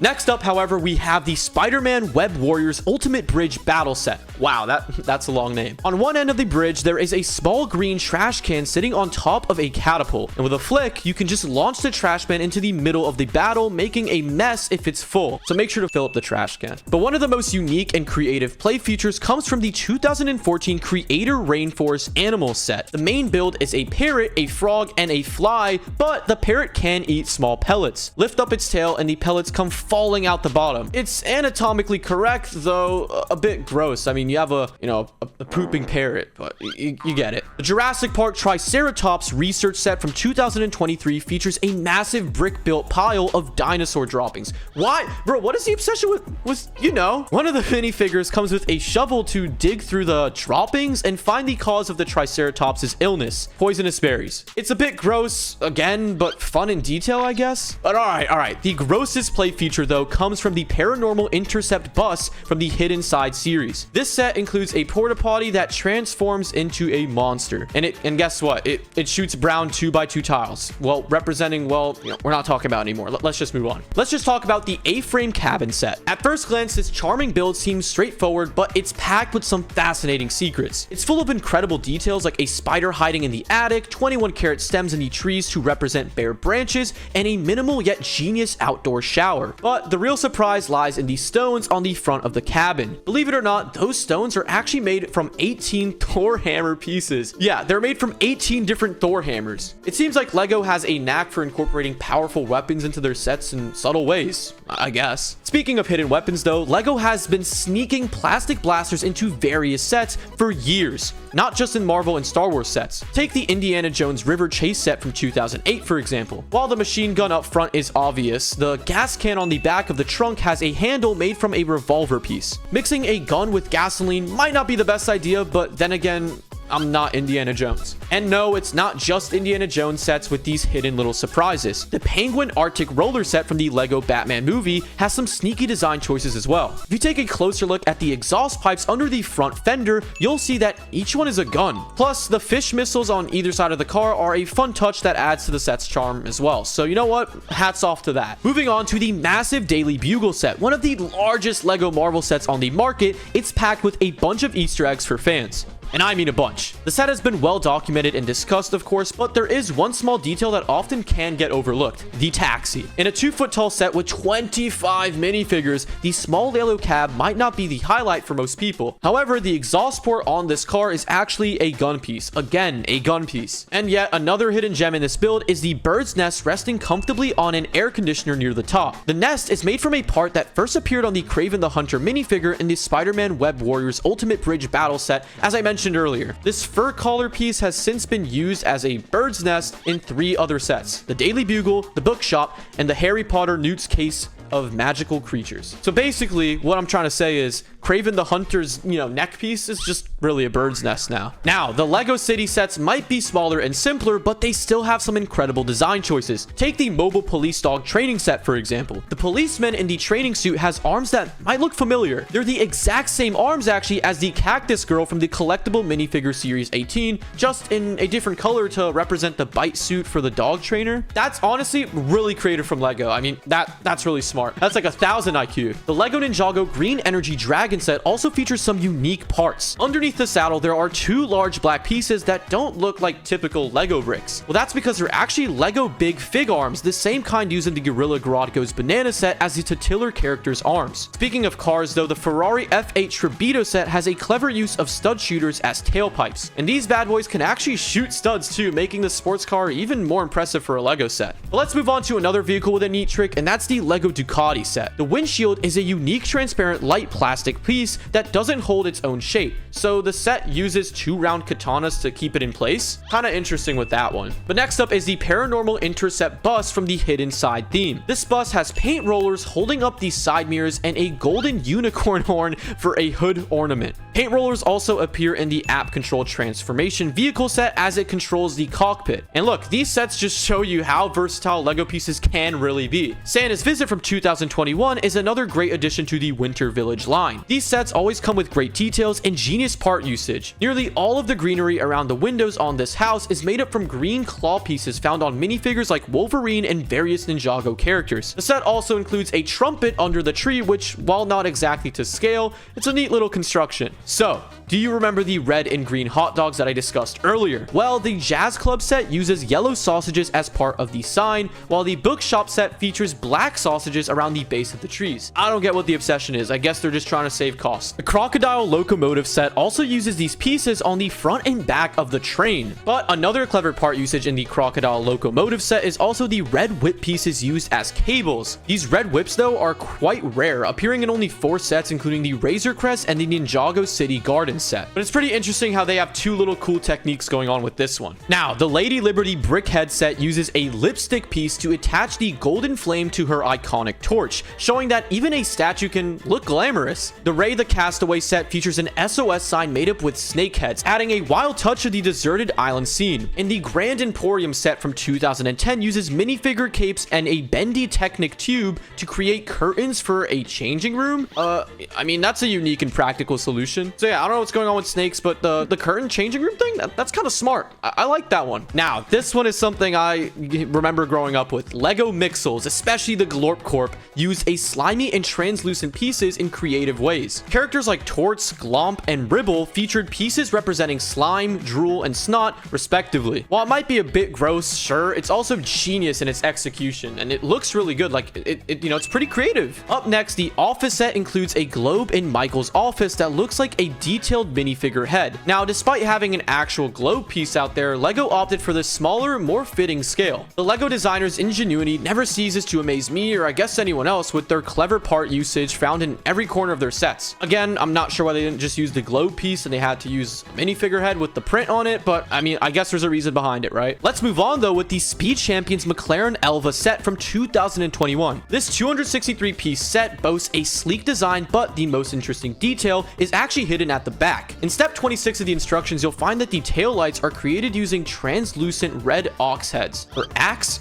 ox. Maybe I'm saying that wrong, but I mean, look at this. This is pretty interesting how they use that with the car. But the McLaren Elva isn't the only Speed Champion set with hidden blades. One of my favorite cars, the Koenigsegg Jesko set, also features some clever weaponry. In step 53, you'll find a slime green minifigure cleaver, which is quite an unusual and rare color for this piece. And of course, look, like I said, LEGO has a long history of sneaking weapons into their car builds. I'm not sure why, but they just do. So take a look at another Ferrari set, the Ferrari F40 Creator set from 2015. And I mean, look, the F40 is a really, it's a classic car. But the engine block of this set includes 4 LEGO revolver pieces on each side, making it, one pretty powerful engine. But clever part usage isn't limited to just supercars, because let's check out Ninjago's Thunder Raider set. In steps 44 and 45, you'll find 4 transparent blue popsicle pieces, giving the engine a fantastic sci-fi look. Again, your engine is literally running on blue popsicle pieces. I'm not sure what else to say. Now, the Crystal King from Ninjago is another character full of clever tricks. If you look closely at his face, you'll see his eyes are pink cow horns, and he has a black sausage for his unibrow. Now, what does this remind me of? Oh, right, the LEGO piggy bank with the hot dog eyebrows. Again, with the sausage use, LEGO, I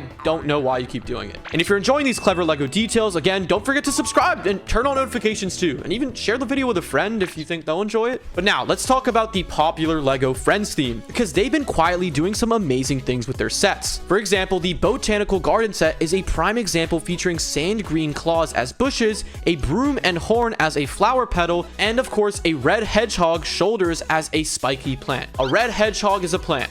I guess it works. And with this thing right here, green minifigure paint palettes are used as lily pads actually, and eggshells serve as flowers. The mini bonsai tree even includes pink frogs as flowers, mimicking the larger LEGO bonsai set perfectly. And in front of Emma's art school, there is also a bush made from a dyed green minifigure afro. Simple yet brilliant, I guess. So no clown or no afro, just a green bush. And next up, let's look at the iconic Mickey and Minnie Mouse set from 2020. I don't know why I said it like that. This 1,739 piece set is a must-have for any cartoon collector. While the build is straightforward, there is one clever detail: the noses. Both Mickey and Minnie's noses are actually blank black minifigure heads with the black minifigure space helmets on top of them. And look, minifigure heads are actually incredibly versatile and have been used for everything from light bulbs to fish bowls. We've covered some of it already. But one standout use is the transparent blue Minecraft Steve head, which has only appeared in 3 sets: Captain Carter and the Hydra Stomper and the Sanctum Sancratorium, each time representing the Tesseract. So Steve from Minecraft, his head is just painted blue and it represents the Tesseract from Marvel. Kind of interesting. Moving on, we've got the Ghostbusters set that features some neat little constructions. The Firehouse headquarters and the Ecto 1 and Ecto 2 sets include cleverly built proton packs. These backpacks are essential for our Ghostbuster heroes and showcase the creativity of LEGO designers. Just look at how creatively they put these unique backpacks together for each one of them. But returning to the topic of weapons in unusual places once again, the Snowtrooper Battle Pack's turret legs are made from 3 guns serving as a tripod. And look, if the Snowtroopers ever needed backup, they can always salvage parts from the turret. Now, in the Emperor's Throne Room diorama set, you'll find genius little solutions like the giant round window behind the Emperor. Creating round shapes in LEGO is always a challenge, of course, but the designers nailed it using rectangular windows attached to Technic hoses. And hidden under the floor, there's a spot to store Palpatine's Force Lightning, allowing you to recreate any scene from the film. Man, you gotta hand it to the LEGO engineers. The Galaxy Explorer set is perfect for space adventures too. Near the rear, white arrows are cleverly created by slipping tiles into a gap. The airlock door slides back and forth, and extending the landing pad lets the rover drive out on its own adventure. So, LEGO sets are typically analog toys, right? Well, occasionally they do include special features like light bricks, which I think adds a pretty cool touch to LEGO sets, like, the light up bricks or whatever. Well, 2 versions of Hagrid's hut have a light brick to illuminate the fireplace, giving a cozy glow. And I don't know about you, the light up Legos, they're pretty cool. But the Ninjago Lighthouse Siege and Creator Lighthouse Point sets use light bricks functionality as well, while the massive motorized lighthouse includes multiple lights too. The best use of a light brick though is in the Ultimate Batmobile set. This set includes a bat signal sub build with a light brick, allowing you to summon the Caped Crusader anytime you want. And I think that one looks the coolest. I mean, look at that. That's such a cool little detail. Now, take the Shrimp Shack attack from the Hidden Side theme as another example. This set is quite unique though, with the crawfish build featuring two neat surprises. First, its antennae are made using two whip pieces, which would work perfectly here. And second, its feet are actually made from two red minifigure diving fins. Whoever came up with this, honestly, hats off to you. You're a genius. Now, here's another clever piece used in the Fright Train set. While it isn't actually on the train itself, the electric car charging station features a power cable that's just another whip piece once again. This isn't the only time a whip piece has been used to power up a vehicle either. And the tricycle from the Lego Movie 2 uses a whip again for the hose that fuels up the three-wheel menace at the gas pump. There's even a little Easter egg with the Octan sticker and a nod to the go-to gas station in every Lego city, showing that they survived the apocalypse. But wait, there's another style of whip element that can be found in odd places. These coiled whips are actually a bit rarer, originally used in the older Indiana Jones sets, but have started making their way into other themes slowly. In the recent Bouquet of Roses set, Lego introduced a new version of these red whips used to create a perfect center swirl for a few of the flowers. And these same coiled whips, although in black, also appear in the 2021 Winnie the Pooh set, where a single whip is used to create an elaborate holder for a doorbell by the front door, capturing the look of the old cartoon perfectly. And look, while we're in the 100-acre woods, check out another neat construction in this set. It's a small snail made out of cherries and a little dookie piece. It may sound like an odd combination, but Lego makes it work somehow, and it's quite adorable too. Sometimes though, a Lego element pulls double duty. Some parts are used so frequently for something other than their official design that it's hard to imagine that they weren't created for this new role at all. For example, this Wolverine's claw accessories has been used as whiskers on at least 3 separate cat builds. So whenever you look at these cat builds right here, just understand that, their whiskers are Wolverine's claws. Fun fact. But perhaps the greatest use is in the Boost Creative Toolbox set from 2017, which includes instructions on how to build 5 unique machines, including a cat. And the final build may be a bit of a mess, but the wings behind the whiskers add a nice touch of extra fluff to the face. You know what I'm saying? And next, we have more weapons being used in different Lego sets. On the back of the AT-AT set from 2010, revolvers are used once again as extra details, while on the front, a hammer and shovel are part of the forward blasters. It's not just offense weapons though that Lego sneaks in, but also defensive ones, I guess. Now, check out something special in the 3-in-1 Creator Cool convertible set. This 648-piece build from 2008 includes 2 katanas used as windshield wipers. That's actually pretty creative. Wipers have blades and katanas have blades, or katanas are a blade, so yeah, I guess it makes sense, and it looks pretty clean too. But speaking of blades, the Detective's Office set makes a really innovative use of Lego components. Several gray Unikitty tails on the building's roof give the normally gray and blocky rooftop a wonderful rounded appearance. Downstairs though, the ceiling fan over the pool table below is a custom design that uses 4 minifigure snowshoes for the fan blades. Never thought I'd see that though, I'll be honest. The Speed Champions Lotus is also a slick looking set. But the really interesting thing on it is the back. Spoiler alert, it's the spoiler, which is just a green snowboard piece placed upside down. It's a pretty clever design. And of course, we cannot forget the fact that Lego loves using headpieces for their sets. Check out the Orient Express set, which hides a few unexpected pieces. On the engine, there are 2 round blue pieces that look familiar and out of place. These are literally minion heads, but dyed in dark blue. Again, these are minion heads. Yes, minions like this thing right here, but dyed in dark blue, like their overalls or their whole body. It might be unsettling at first, but hey, it works. So the next time I see this set, I'll just be thinking of minions. But another set that cleverly uses minifigure heads is the Hogwarts Chamber of Secrets. For the first time, these sculptures in this set are actually Pyro Viper heads from the Ninjago series, but now they're in gray and green. It's a cool way to repurpose those pieces for sure, don't you think? But one of the most innovative uses of parts in the Harry Potter set has to be the Hungarian Horntail build. They've used a pair of handcuffs on Harry's broomstick as leg support. That's pretty genius. The Insect Collection set is also full of unique parts and building techniques. One standout is the egg piece used as a bee, and another unique piece is the sand green revolvers used as legs, a rare color for Lego. The most genius technique in this set is underneath the beetle, where 2 white croissant pieces represent grubs or larvae. The Mooncake Factory from Lego Monkey Kid is a clever set as well, because it features 2 rabbits piloting a rabbit-shaped spaceship with an escape craft and a carrot obsession with carrot rockets,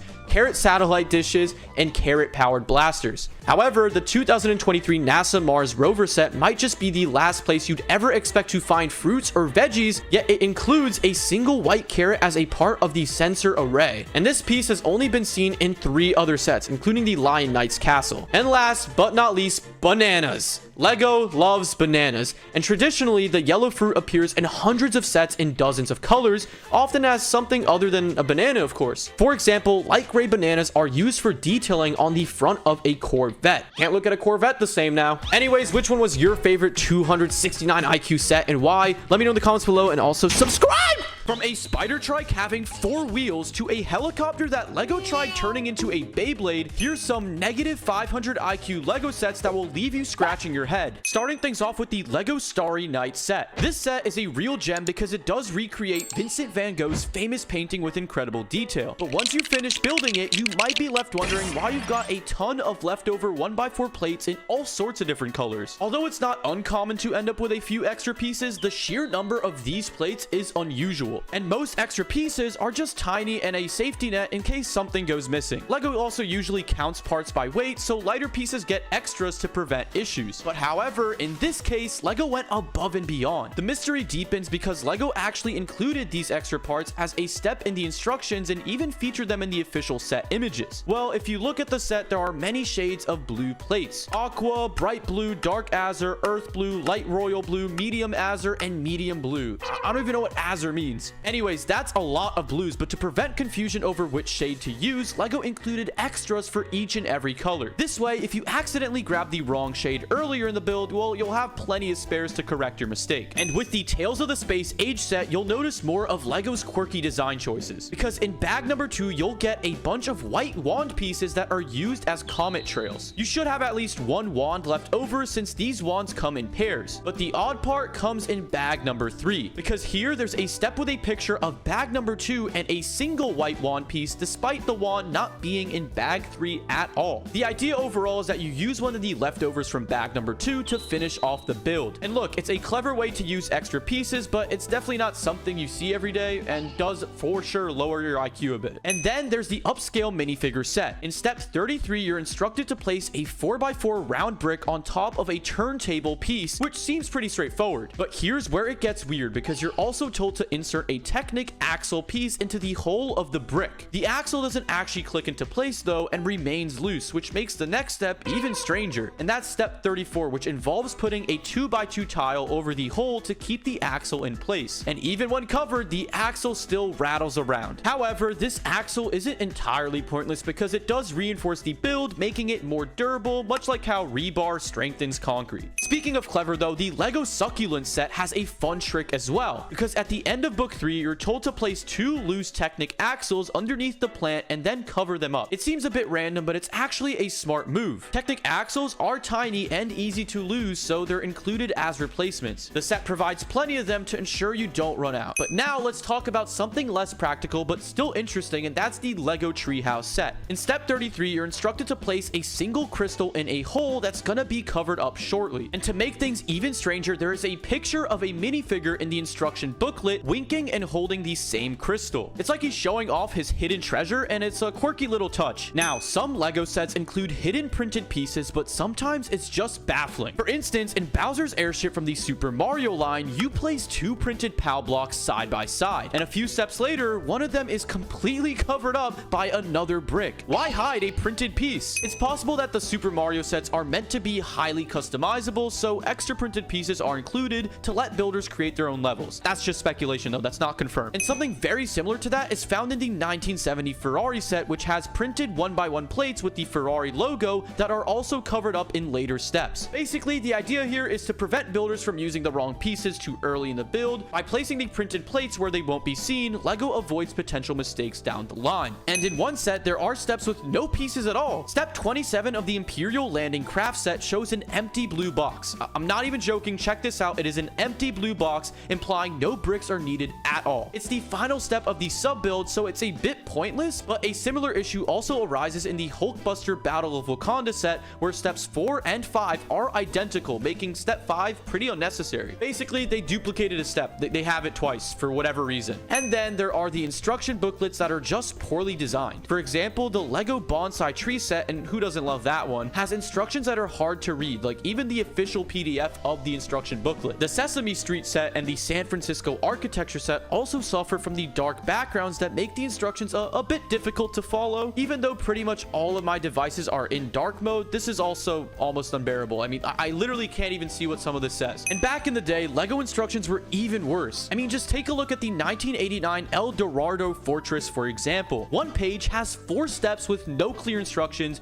piece counts, or sub-assembly guidance. I mean, it was a real puzzle to build, but then again, it was also 1989, and I think Lego hasn't even been around for that long. And then listen to this, the 2002 Jack Stone Super Glider set, which is often called the worst Lego set ever. The glider is just awful, and clearly someone didn't study physics at all. It doesn't support the heavy Jack Stone figure, leading to many frustrating plummets. I mean, does this make sense to you? I don't think so. Now, one of Lego's most successful themes, and we all know it, is the Star Wars theme, and there's no denying it. However, not every single Star Wars battle set hits the mark. I mean, just take a look at the Obi-Wan Kenobi versus Darth Vader set, based on the showdown in the Kenobi TV series. Released in 2022, this set should have been a slam dunk. I mean, it's fairly new. Instead, though, it's more of a layup that bounces off the rim, rolls around the edge, and then lays in the popcorn of the person sitting courtside right beside you. Because at glance, this set looks like a giant gray slab, which is fitting since the fight takes place on a barren gray field, but it doesn't exactly scream excitement. Some fans have gone so far as to call it the most boring Lego set ever released, and honestly, it's kind of hard to argue with that. And for $50, you get what is essentially a buildable thick gray base plate. I mean, just talk about a letdown for a Lego Star Wars set too. I mean, this set currently has one of the lowest ratings on Brickset,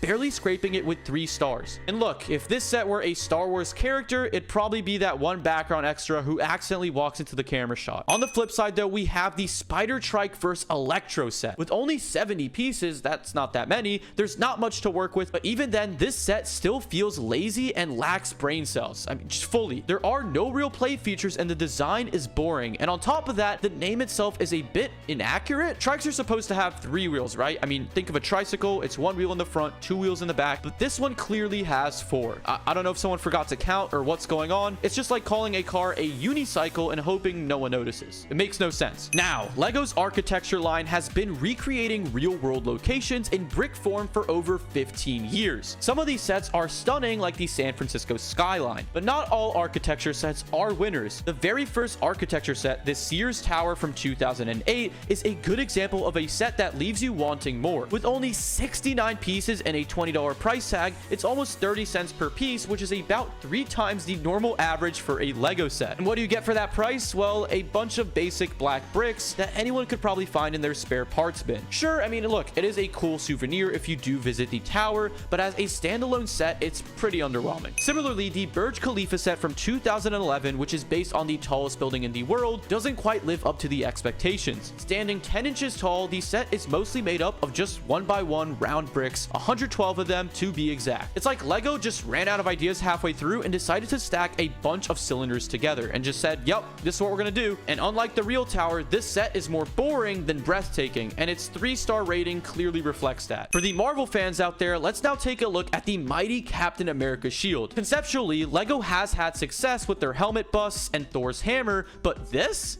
just feels like a stretch. It's as if someone said, what if we made a giant Lego disc that can't be worn or thrown and just kind of, sits there looking large. Now look, the execution, to be fair, is decent. It does resemble Captain America's shield with its bright colors and nice shape. But let's be honest, it's just a fragile, oversized frisbee that you won't dare chuck at anyone unless you're keen on cleaning up a million shattered pieces. And then we get to the pricing. For several $100s, you get a bunch of basic colored bricks in the shape of a shield. It's like paying premium prices for a designer bucket of red and white Legos. And as for the build experience, well, if you're into repetitive tasks that make you question your life choices, well, I guess this set is for you. It's a monotonous slog of building the same red and white stripes over and over and over again until you're convinced you've been trapped in the Lego-themed Groundhog Day. Next up, though, we have the Hedwig at 4 Privet Dive set. Now, who doesn't love Harry Potter as much as the next wizard? But this set just isn't it. It's kind of just meh. If that was a set, it'd be this one. It's essentially a remake of a remake, which begs the question, why does this tiny minimalist Hedwig need to exist at all? It feels like Lego was trying to hit some kind of Hedwig quota and thought, hey, let's make a smaller, less impressive version just to add more Hedwig sets out there. The execution is fine, considering it's just a tiny owl with a tiny chest, but the whole concept just feels unnecessary and frankly a bit dumb. For $20, you get a small, quick, and mindless build that leaves you wondering, why didn't you just buy a chocolate frog instead? The whole thing reeks of minimal effort and a dumb concept if you ask me. Like, just get the better version. Moving on, we have the Batman Killer Croc Sewer Smash. Ah yes, another giant Lego vehicle that's mostly empty space. Just what we all needed for our lovely collections. You might have this big, bulky Batman vehicle that, despite its size, is mostly just air. It's like Lego decided to see how little they could actually build while still calling it a set.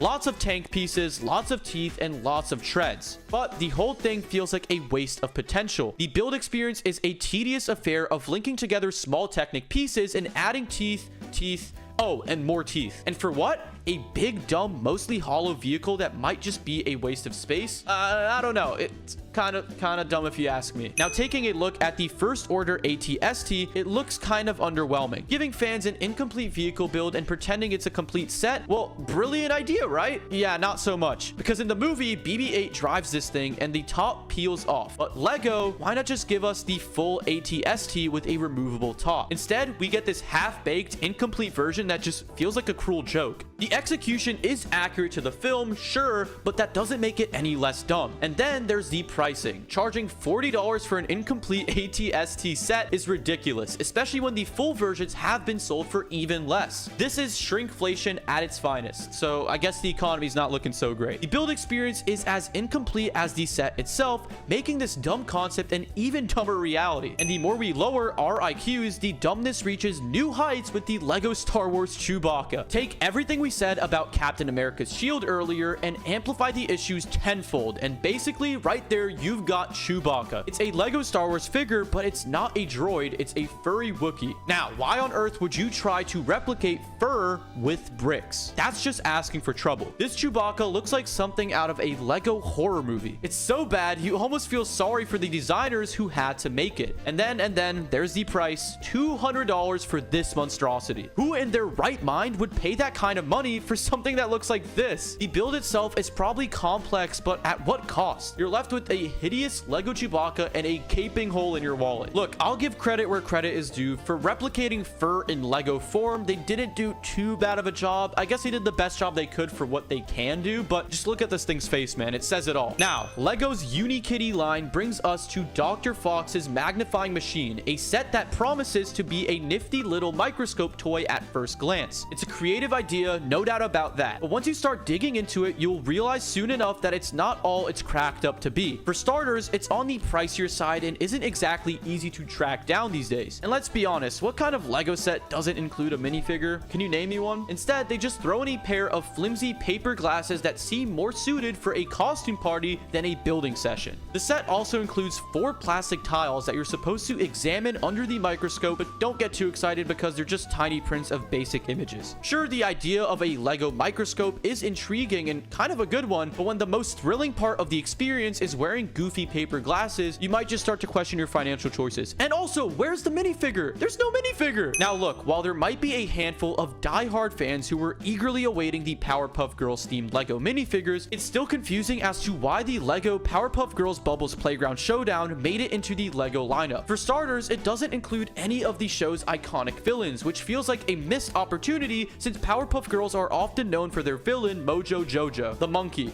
this guy. Plus, it comes almost pre-assembled, which sort of defeats the whole point of LEGO, where they just took all the fun away. Sure, it might be trying to recreate a scene from the beloved Cartoon Network series, but then even again, it's an odd choice of a scene to immortalize in plastic bricks. The Powerpuff Girls reboot didn't exactly set the world on fire per se, so this set feels about as necessary as a screen door on a submarine. Moving on though, to mark the turn of a century, LEGO unveiled a colossal 2,882 piece model of the Statue of Liberty. And fast forward to 2024, and this set has become a rare gem in the collector's world, with it being nearly impossible to get at all. However, for all its hype, it doesn't even exactly scream Statue of Liberty when you first lay eyes on it. In fact, it looks more like someone tried to recreate Lady Liberty in 8-bit form, which is a lot less detail and a bit of guesswork. LEGO has definitely come a long way since then, and their more recent model of the statue is a significant upgrade, actually resembling the real thing. But this 24-year-old set, despite looking like it was designed by someone who has only seen the Statue of Liberty in a dream, remains a highly coveted piece for collectors, I guess purely because of scarcity and because it's hard to find. Despite the name sounding like it could be a DIY LEGO tape recorder, this 2009 LEGO Record and Play set was actually a wind-up car with a quirky twist. After building it, users could press a bright red record button on the car's back, trace out a path, and then hit play to watch the car retrace that same route. Kind of a cool idea, right? It's one of those you have to see it to believe it kind of concepts, but apparently not many people did. The product, let's just put it this way, didn't exactly fly off the shelves, likely because LEGO's marketing left most people scratching their heads, wondering what on earth even this was supposed to do. Next though, LEGO's Mars Mission series was a quirky dive into the world of sci-fi and space exploration, but these kits often took out of this world a bit too literally. The designs were imaginative, sure, but they also left many scratching their heads. The sets included what seemed to be a rocket ship, along with a bewildering array of tubes and air pumps that looked more like a plumbing experiment gone wrong than a space adventure. Life on Mars is already a complicated idea as a whole, but LEGO somehow managed to make it even more perplexing with this line. It's no wonder these sets didn't exactly skyrocket in popularity. The odd designs might have been a little too alien, get the joke, for average LEGO fans. Back in 1987, LEGO released their Robot Command Center model. This thing looks like a weird visual trick and leaves you wondering what it's actually supposed to be and what are all those random pieces for. Kids might find a way to make sense of it, I guess, but for the rest of us, it's most likely a head scratcher. Nowadays, if you're into vintage LEGO, this set might cost a pretty penny, but look, you're probably better off just forgetting it ever existed. It's not the brightest. Take a look at this though. Remember Jack Stone and his flop glider from earlier? Well, Jack Stone was LEGO's big attempt to capture kids' imaginations in the early 2000s with his action-packed adventures. Unfortunately, the enthusiasm for Mr. Stone